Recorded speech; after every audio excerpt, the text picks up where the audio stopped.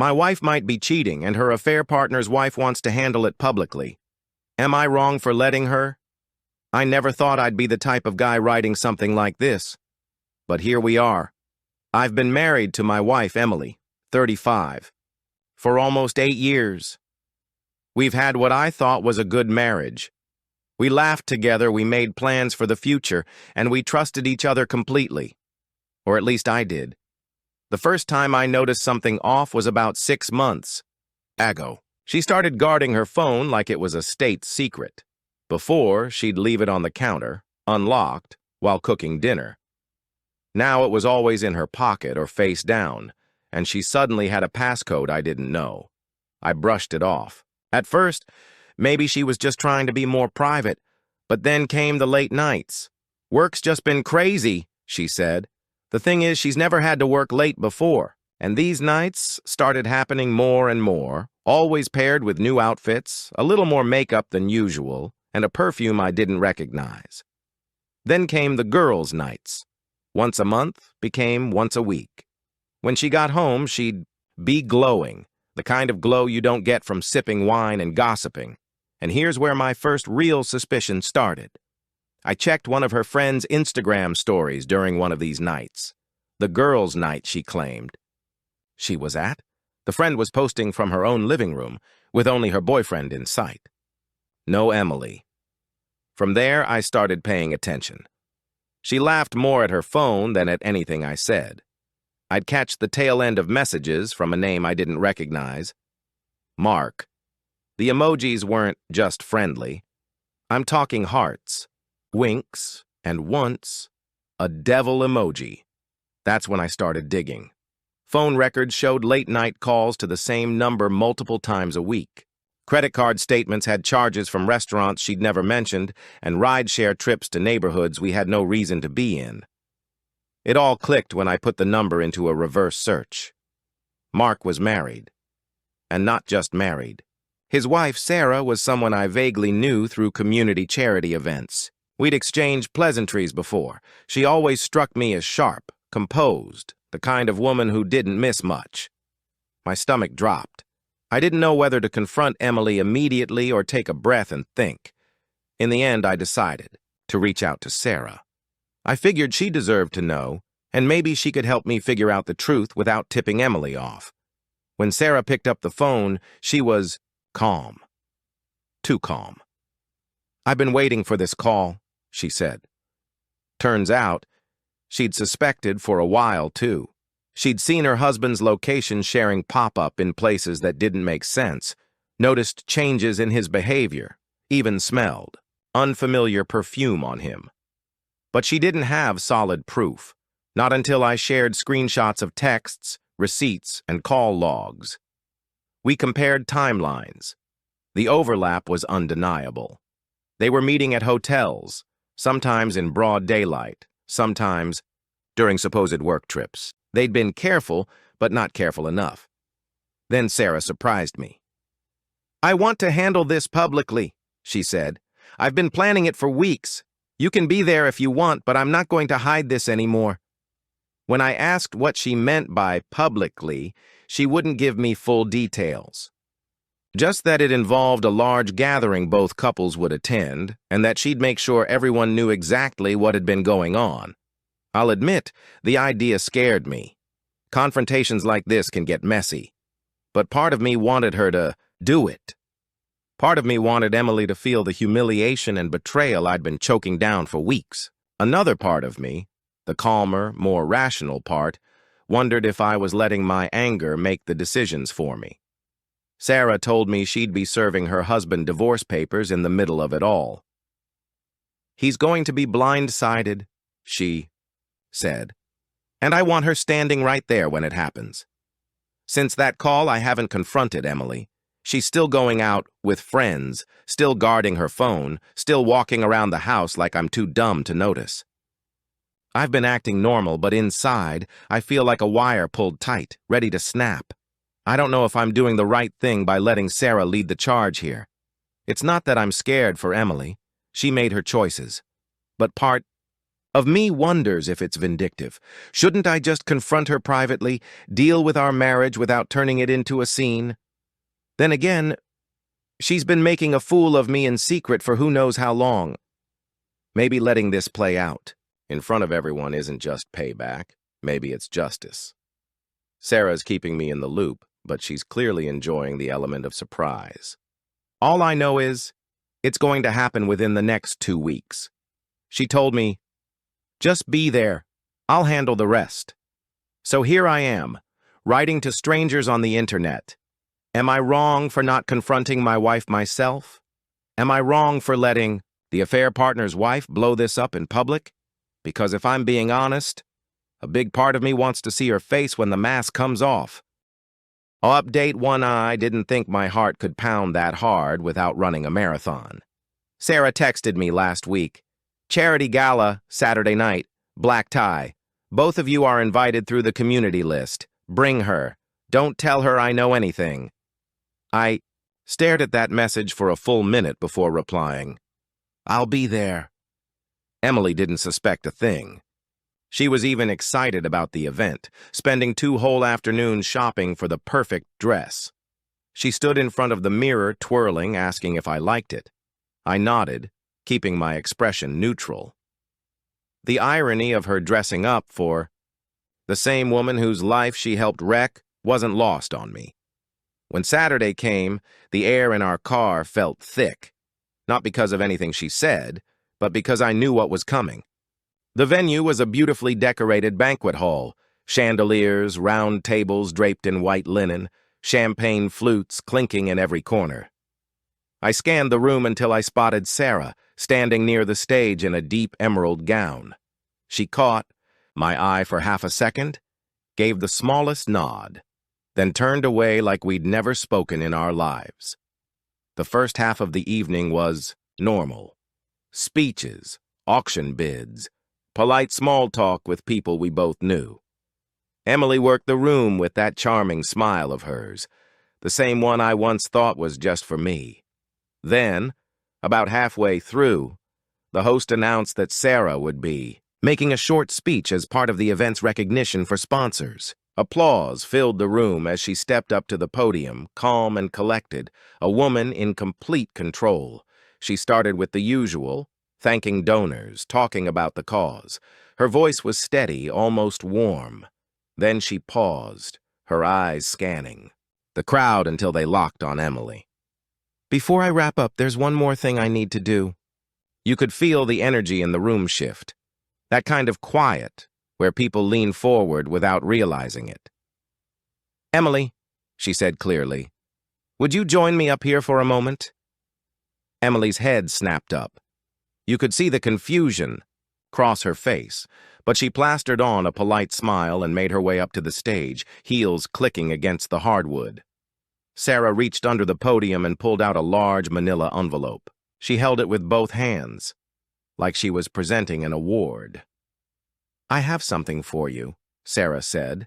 Her tone was calm, almost kind, which made the next moment hit even harder.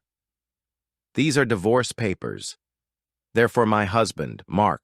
You know, the man you've been sleeping with for the past 6 months. The room went dead silent for 2 beats. And then, gasps, whispers, the unmistakable sound of someone's phone camera shutter clicking. Emily froze, all the color drained from her face. She took a half step back like she'd just been slapped, her hands trembling. Sarah, can we talk privately? She stammered. Sarah shook her head slowly. No, we've both been living in your little secret for far too long. I'm done keeping it private. She held up the papers slightly. You're named here as a co-respondent. In case you don't know, that means you're part of the legal documentation of the affair.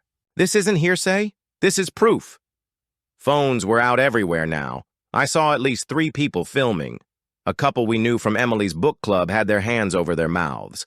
Emily's eyes darted toward me. I didn't move. I didn't speak. I just watched. Sarah kept going. I want you to understand something. You didn't just cheat with a married man. You cheated with a father. You helped him lie to his children, and you betrayed your own husband in the process." There was a ripple of murmurs through the crowd. One man near the back let out a low whistle. Emily reached out like she might grab Sarah's arm, but Sarah stepped back, her posture still perfectly poised. "You can have him, Emily. I don't want him anymore. But I wanted you to know, everyone in this room now knows exactly who you are and what you've done." With that, she placed the papers firmly in Emily's hands, turned back to the microphone, and said simply, "Thank you, everyone. Please enjoy the rest of your evening." She walked off the stage to applause. I swear it wasn't for the charity speech anymore. Emily stood there for a moment, frozen, clutching the envelope like it was burning her hands. Then she bolted down the steps. A few people intercepted her, friends, acquaintances, asking if it was true, if she wanted to explain. She mumbled something about a misunderstanding and tried to leave, but the questions kept coming. I didn't step in. I walked right past her and out the door. The cool night air hit me like a relief I didn't know I needed. I took my time walking to the car, sat in the driver's seat, and just breathed. No anger, no shouting, just quiet. I got home before she did. The house felt strange. The kind of strange that happens when the truth has been dragged into the light, and there's no shoving it back into the shadows. I poured myself a glass of water and sat at the kitchen table, listening to the clock tick. She's not home yet. I don't know what she'll say when she walks through that door, but I'm ready. Update. 2 Emily got home about 40 minutes after I did on the night of the gala. The moment she walked in, she burst into tears. Not the silent, guilty kind. This was loud, frantic sobbing mixed with half-sentences that didn't make sense. She dropped her purse on the floor and practically collapsed against the wall. "I can explain. Please, just let me explain." I stayed seated at the kitchen table. "Go ahead," I said. She launched into this bizarre mix of confession and denial. According to her, she and Mark had been just talking at first, just getting emotional support, and it only turned physical a couple of times. Then she switched tactics, saying Sarah had blown it way out of proportion because she was jealous and controlling, and of course, she blamed me. "If you'd just told me you knew, we could have worked this out quietly. You let her humiliate me in front of everyone." I didn't say much, just listened. I could see her getting frustrated with my silence, like she wanted me to yell so she could fight back. But there was nothing left to argue about. The truth was already out there. By the next morning, it was everywhere. Someone had posted a video of Sarah's speech on Facebook. Then it made its way to Instagram. Mutual friends who used to chat with Emily daily were suddenly too busy to respond to her messages. Group chats went dead for her. At the grocery store, I overheard 2 women whispering about it in the produce section. At first I thought I was just paranoid, but then one of them made direct eye contact with me and looked away quickly. By Monday, the fallout hit her workplace. HR called her in for a private conversation. She works in the same department as Mark. Apparently, their employer had been tagged in one of the social media posts. It was inappropriate conduct and a potential liability issue, since both were in supervisory roles over junior staff. That night, Emily told me HR was just asking questions, and nothing would happen. But the tightness in her voice told me she didn't believe it. Sarah was not done. From what I've heard through mutual contacts, she kicked Mark out that same night. Changed the locks. He's staying at some extended stay hotel. She's filed for temporary custody of the kids, citing marital misconduct and emotional instability. And she's ruthless. She sent copies of the affair evidence to his company's ethics department. Apparently, there's a strict policy against workplace relationships with direct reports. And while Emily wasn't his subordinate, another woman in their office was, and rumors are swirling that Mark wasn't exactly keeping his attention exclusive to my wife. 2 days later, Emily got a text from him. I only know because she left her phone on the kitchen counter when she went to take a shower, and it lit up. Mark, we need to lay low for now. Don't contact me unless it's about work. She's going for my job and the kids. That was it. No, I miss you. No, we'll figure this out. Just cold damage control. After the gala, Emily swung between two extremes: panic and love bombing. She'd text me at work over and over.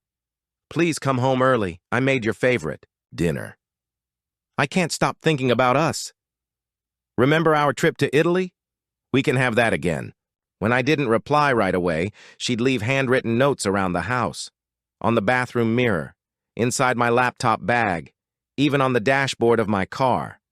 She tried the physical approach, too. Lingerie, spontaneous touches, even showing up in the living room wearing nothing but one of my shirts and a hopeful smile. It was like she thought she could erase months of lies with a few home-cooked meals and flirty looks. But I wasn't biting. I'd already decided I was done. I was just making sure my exit was clean. While she scrambled to win me back, I started seeing a divorce attorney. I brought every piece of evidence I had: the phone logs, receipts, screenshots, and even the public video of Sarah's confrontation. The attorney was almost impressed. "This is airtight," she said. "You'll come out of this in a strong position." I started gathering financial records, moving personal savings into a separate account, and documenting every strange expense from the past year. Sarah even offered to testify if needed. I accepted. I didn't tell Emily about any of this. Let her think the worst was over. The final straw for me came a week later. I was in the middle of a client meeting when my receptionist buzzed me. "Your wife is here," she said quietly. "She's crying." I stepped into the lobby, and there she was. Puffy eyes, blotchy cheeks, holding a half-crumpled tissue. "I just need to talk to you," she said, her voice breaking loud enough for everyone in the room to hear. Every pair of eyes in the office was on us. I guided her outside before she could say more.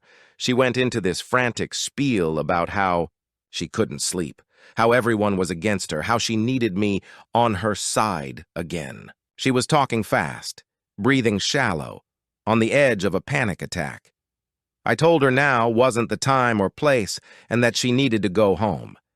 She clung to my arm for a second before letting go, looking like I'd just physically pushed her away. When I walked back inside, I knew. I was done playing nice. The next morning, I signed the divorce petition. The attorney will serve her in the next week or so. I haven't told her yet. She still thinks there's a chance we'll work through this. She's cooking dinner, tonight. She's been humming in the kitchen like nothing happened. She'll find out soon enough. And this time, it'll be my turn to drop the papers. Final update last night was the night. Emily had been working on what she called her grand gesture. She told me to be home by 7 because she was making a full 3-course dinner. Just like the old days. I could smell garlic and roasted vegetables from the driveway.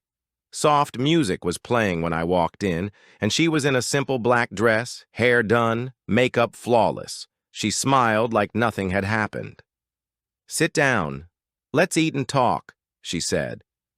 I did sit down, but instead of picking up the fork, I pulled a large envelope from my bag and placed it on the table between us. "What's this?" she asked, her smile faltering. "Divorce papers," I said plainly. The color drained from her face faster than I thought possible. "Wait. No. No, we're not doing this yet. We're still talking. We're still fixing things." I shook my head. "I'm not fixing something you burned to the ground." The begging started almost immediately. She reached across the table, her voice breaking. "Please, just give me more time. I can prove to you that I love you. I can make it right." When I didn't respond, she switched to anger. "This is all Sarah's fault. She's been poisoning you against me. And Mark, he's been lying. To both of us.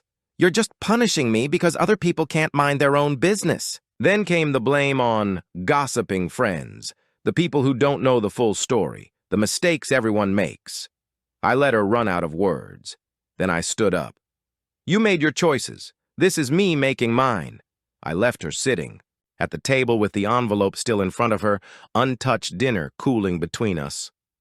The process moved fast, almost too fast for her to catch her breath. The evidence was overwhelming. Messages, receipts, videos. My attorney barely had to fight. Thanks to a prenuptial agreement and documented financial records, I kept the house, the car, and the majority of our joint savings. She moved in with a friend across town.